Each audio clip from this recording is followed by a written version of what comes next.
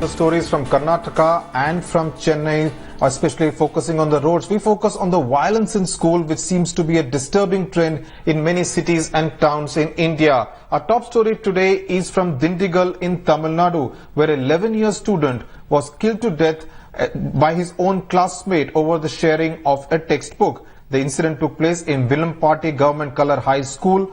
The victim, Vinod's parents, have demanded suspension of the school teachers and the headmaster for their inability to prevent the crime.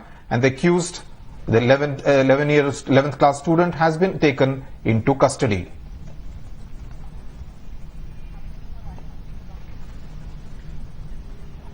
News now from Rajamundry in Andhra Pradesh. A terrible case of corporal punishment. A 10-year-old student, class 5 student in Narayana school in Aripuram locality, has alleged that the teacher Surendra inflicted corporal punishment on him, which actually has severely injured his private part.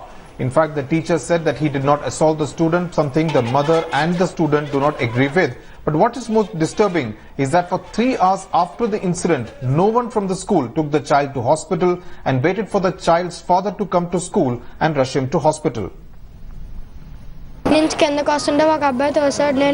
ఫాస్ట్గా కిందకి వచ్చేస్తుంది. ఎందుకు పరిగెడుతున్నామని అక్కడ పట్టుకుని గట్టిగా నొప్పి వస్తుందని అక్కడ కూర్చొని అలా లేచేటప్పటికి రక్తం వచ్చేస్తుంది. ఎవరికి వెళ్ళారు?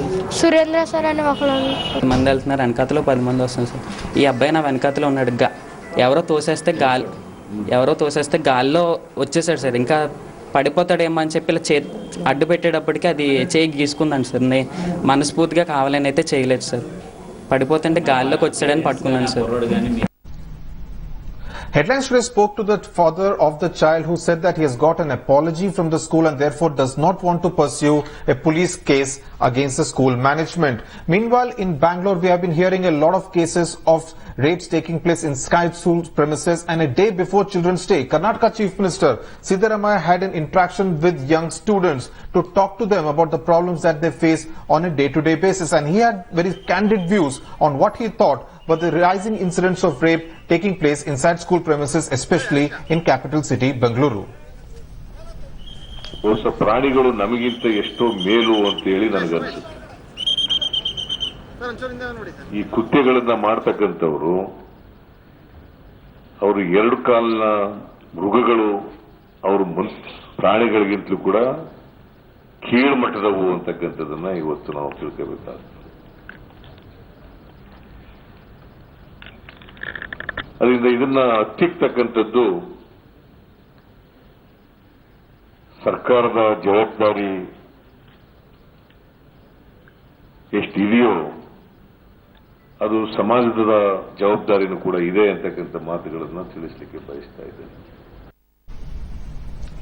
My colleague Pratibha Raman joins me from Bengaluru. Pretty candid views there expressed by the Chief Minister of Karnataka there, Pratibha.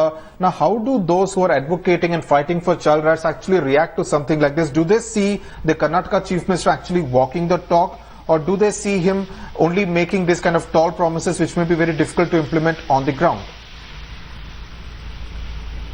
Well, at the outset, Sudhir, this has not been the first time that Siddaramaiah has said this. He has time and again said that compared most of these predators to the worst form of animals, and now most of the child rights activists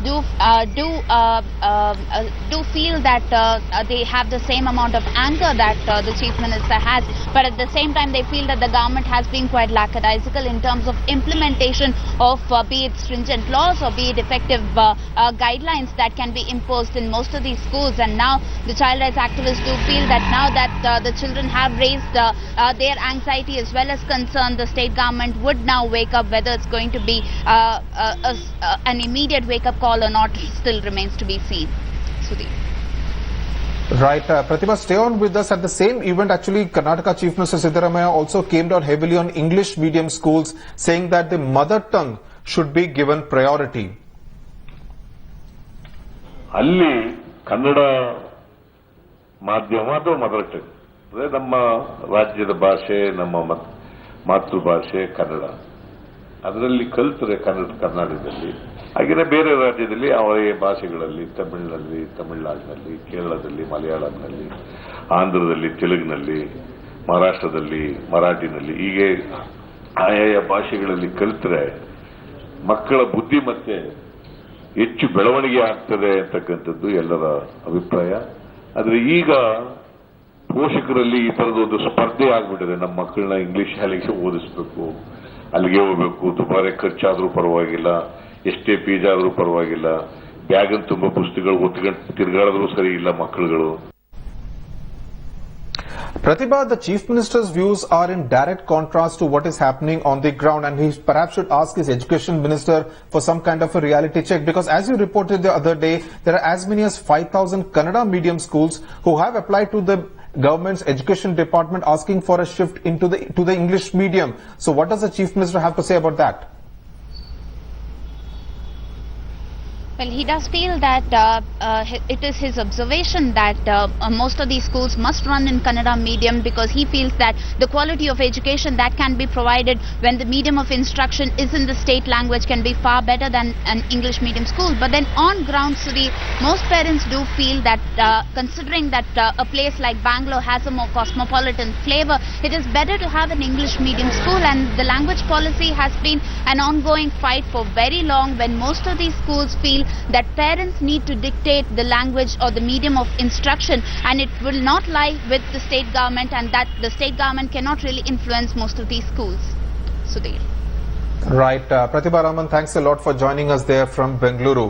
News now from Chennai, where the city is anything but a city of roads this monsoon season. But the Chennai Civic Administration has decided to crack the whip. It does not want to be known as a city of potholes. Shisha Reddy does this ground report.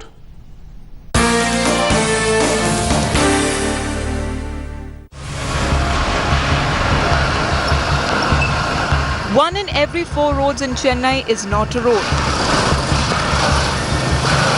That is the admission made by Chennai's municipal corporation. Out of nearly 1,400 roads in the city, 297 have failed the test. With an intention to name and shame, the civic body has slapped notices to 9 contractors and have asked them to repair the roads within a week or cough up a fine of 2 crore rupees. இல்லை கண்டிப்பாக இது வந்து ஒரு முன்னோட்டமாக இருக்கும் நான் நம்புகிறேன்.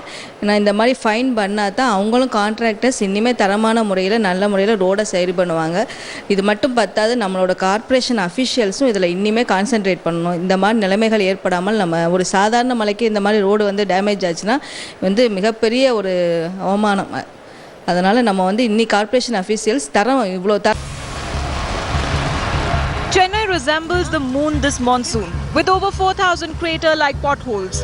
The list of contractors who contributed to making a walk in Chennai a moonwalk includes several big names. With the death of a 45-year-old man as a result of a pothole fresh in people's memory, citizens of Chennai have welcomed the administration's move. I find the roads horrible and improper laying, and even for small rains the roads get very bad. And it's becoming tardy to travel. First of all, they have to scrub this old one and then put it new one. They laying it on above this. This is not the right way to do it. It's a bumpy ride for commuters on Chennai roads, with at least 1 out of 4 roads in Chennai facing this problem. It is near impossible to get out of the first gear, as these roads have large ditches and potholes are waterlogged.